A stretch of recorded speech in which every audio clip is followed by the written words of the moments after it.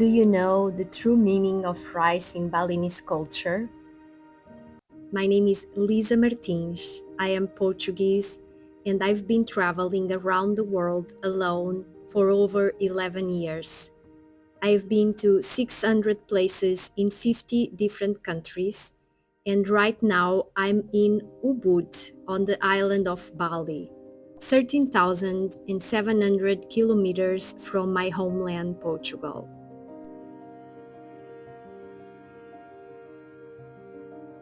Bali is the most visited island of Indonesia, the fourth most populous country in the world, with 286 million people. And although small, it is one of the most visited places on the planet thanks to its dreamlike landscapes, especially its lush rice terraces.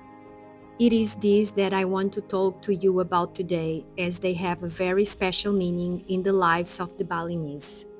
More than just an agriculture or economic function, rice has a social and spiritual function.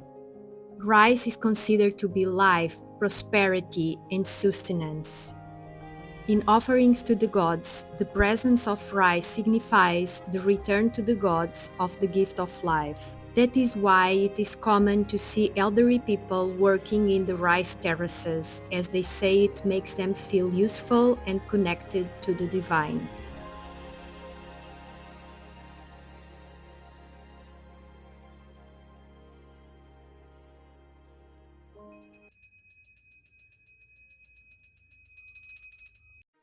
Each complete rice planting cycle takes about 4 to 5 months, depending on the variety of rice.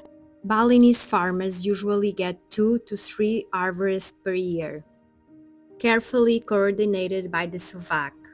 The Subak is the system behind the beauty of the rice terraces. It is a democratic engineering system for irrigating the terraces, developed over 1,000 years ago, which ensures the fair distribution of water from its sacred source to all farmers and rice terraces in Bali. It is so unique and incredible that UNESCO has named this system a World Heritage Site. It is worth understanding a little about how it works. Subak is a democratic water-sharing cooperative across the island. Water flows from the source in the high mountains of Bali and is distributed through this irrigation system according to the water needs of each rice field. This system includes several channels and sluice gates, which open or close according to the rainfall and the water needs of the fields at any given time. There is a president who manages the distribution and everything related to it. If someone uses more water than expected, it is resolved within the community in the cooperative through dialogue alone. All farmers are part of this cooperative and everyone cooperates in managing the system. Subak manages every stage of the rice cultivation process. It is what has preserved Bali's stunning landscape for generations.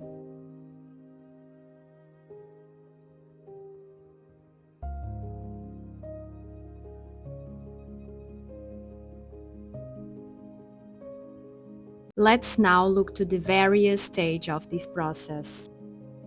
First, we have field preparation that takes 1 to 2 weeks. The fields are drained after the previous harvest. Farmers repair the mud and stone walls that support the terraces.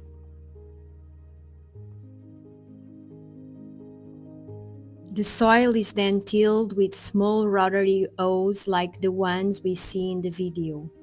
But in more traditional fields, water buffaloes can still be found tilling the land.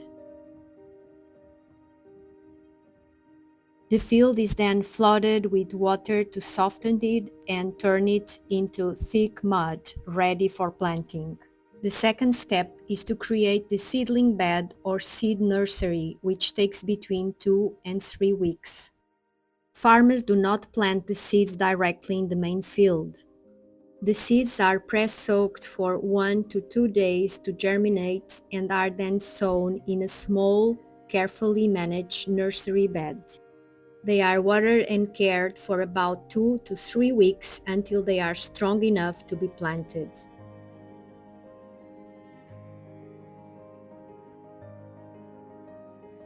The third step is transplanting, which takes 1 to 3 days per field.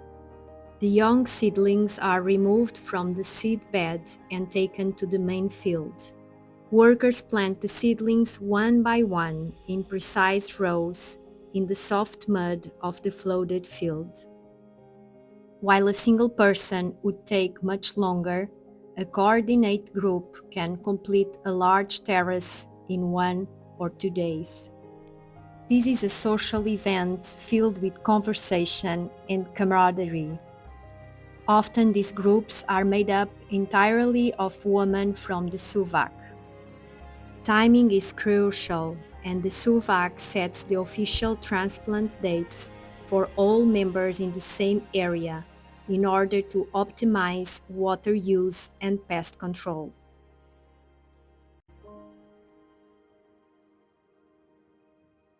Then comes the fourth and longest stage, waiting for the rice to grow, which takes between 19 and 115 days.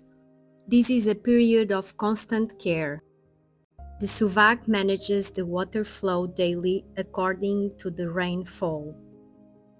Water flows from the source in the mountains and is channeled through bamboo pipes and water channels to all the rice fields. The highest terraces are flooded first, allowing the water to flow to the next terrace and so on down to the lowest terraces. The fields are kept flooded for most of this period. Farmers hoe the terraces manually, frequently, and apply compost and animal manure. Ducks are often placed on the terraces to eat pests, remains, and fertilize the soil with their droppings. Bamboo scarecrows are also used to control pests. As the rice grows and ripens, its color changes. The vibrant green turns to a golden yellow. The fifth step is harvesting, which is another moment of great joy and celebration. The rice is harvested by hand, using a small sharp knife called an ani-ani.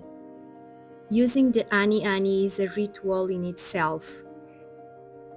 The Balinese believes that the goddess of rice, Dewi Shri, resides in the grain, and cutting the stalks is a delicate way of paying homage to her. The harvested stalks are then tied into bundles. The bundles are stretched to separate the grain from the stalk. Sometimes this is done by beating them against a board or having people or animals tread on them. The grains are then winnowed, thrown into the air so that the wind can carry away the light chaff, leaving the heavy rice behind. Finally, the rice is dried in the sun on large tarps or mats before being stored or sent to the mill.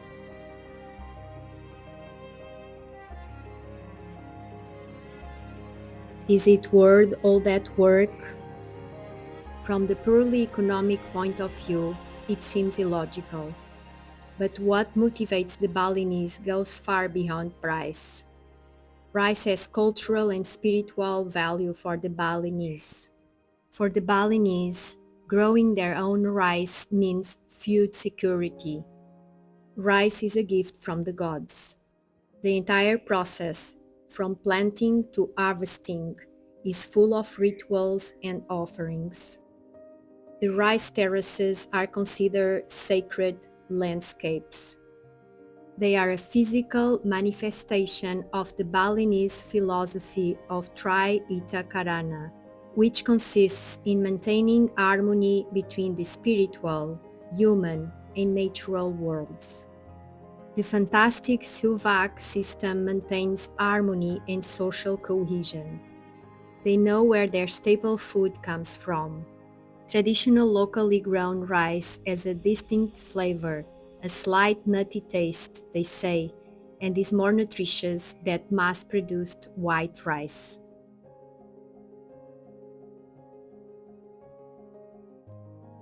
That is why many farmers grow first for their families, selling only the surplus.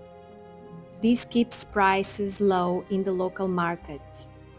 The Indonesian government also intervenes to keep the price of rice, the staple food par excellence, affordable for the population. Rice cultivation is the beating heart of Balinese culture. It structures the community, defines the landscape, and connects the people to their gods.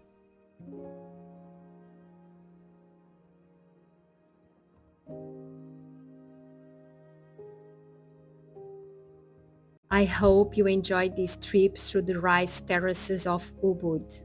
This is just one chapter of the Bali series. I invite you to check out the other videos in this series, which you can find in the Bali Island playlist, where we will learn more about Balinese culture, gastronomy, faith, and other curiosities that I discovered while living with different Balinese families. Thank you for your time and trust. Take care and see you soon.